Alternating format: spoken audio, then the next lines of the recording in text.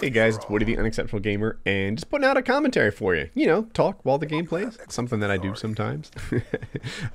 This is one of the earlier games in Black Ops 2 that I played. I figured I'd use it before it became completely out of date. I might even be using the default class. Probably not, though. I think it's the MTARP. Can't tell.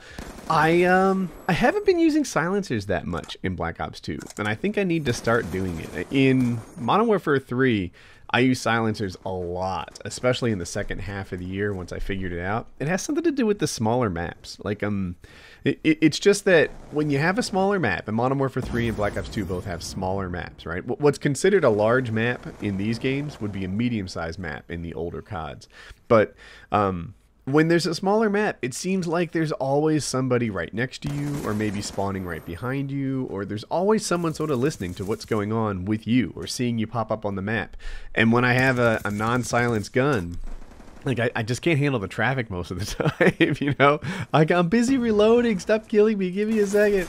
But, oh, that guy got the best of me. But yeah, so I think I'm going to use silencers a lot more in Black Ops 2 than I have been so far. So that's that. I was playing last night with a mind towards this Road for Commander series that I'll be kicking off soon, probably this week. And I had this notion that I was going to wear this, like, dog bark collar and bark every time I died. And then I started playing these objective-based game modes like Hardpoint and Headquarters, because that's what's in Mercenary Mosh Pit.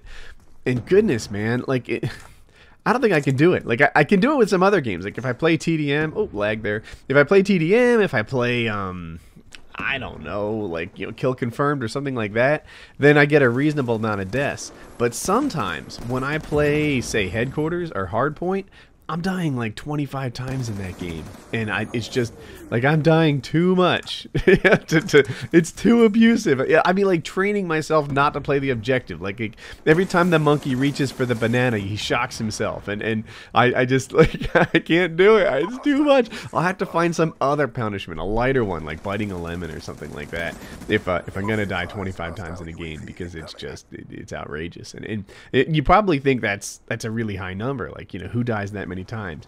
But try it. Rush the objective in Hardpoint all game long and see how often you die. It can be a lot, you know, and if you're the guy that's sitting there holding that Hardpoint, it's just a matter of time before you die. Like, it's part of the gig, you know. You're not going to live the whole time. So anyway, that's been on my mind. I'm kind of set up here. This is a pretty nice spot to do work in on free-for-all, because there's a spawn point to your right and there's a spawn point to your left.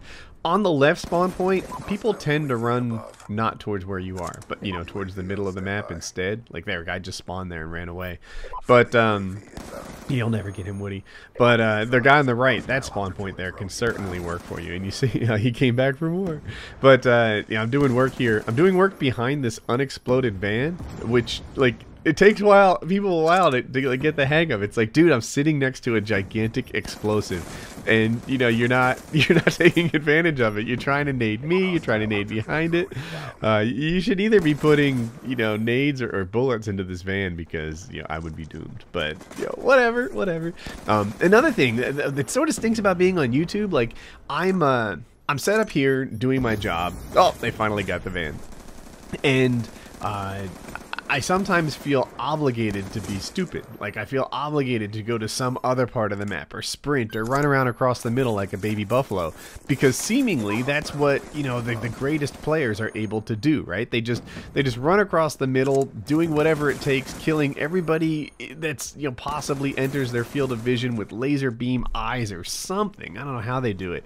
And you know, that style hardly works for me. Like, when I first started my YouTube channel, sort of the whole basis of it was like, look, I watched these amazing players, and the things that work for them don't seem to work for me. Here are some tips for my fellow unexceptional brethren. I used to do videos like that all the time, and it still holds true. Like, people, you know, run down the middle of the street past the tank, make a right, and just, you know, do work and kill everyone that runs in their sight, and it seems like their objective is just to maximize traffic, knowing that they'll win 9 gunfights out of 10. And you know, that never seems to be the way it works for me. Like, if I don't set myself up with some advantage, like navigate the map smartly and have some place to evade if I feel behind on the gunfight, or, you know, have, like, you know, cover, like a barrel in front of me to to start the gunfight, then I feel like I lose a lot of my gunfights. I don't know if my aim is less good. Yeah, my grammar is less good. Or if you know, if my connection is not quite as strong, or what. Or, you know, maybe it's a combination of both. I don't know. Sometimes I watch the great players, like when I dissect them, I realize they are actually doing that. And when I say put something in front of me, I don't mean camping, you know, although sometimes it is.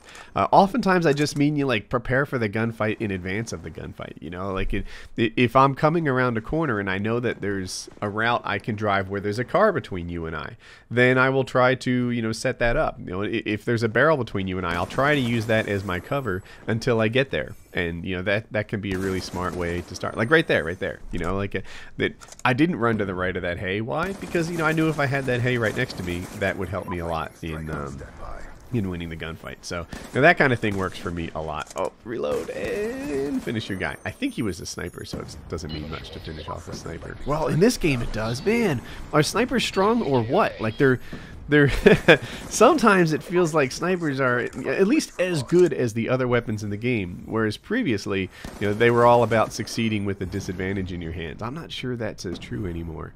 But anyway, this is me against the other guys who got the game early and just chatting. I hope you like the gameplay commentary. I got another video coming up later today, and have a good one. Get 'em, Woody. Get 'em. Alright, if you liked the video, be sure to click like. If you're new around here, you can click that top right blue box and subscribe. 2 vids you may have missed. The left one, Mail Monday, always a popular series. And it kicks off with the sex question, because that's how we roll. And on the right, meet our new puppy. We got a new puppy this weekend. You can check him out.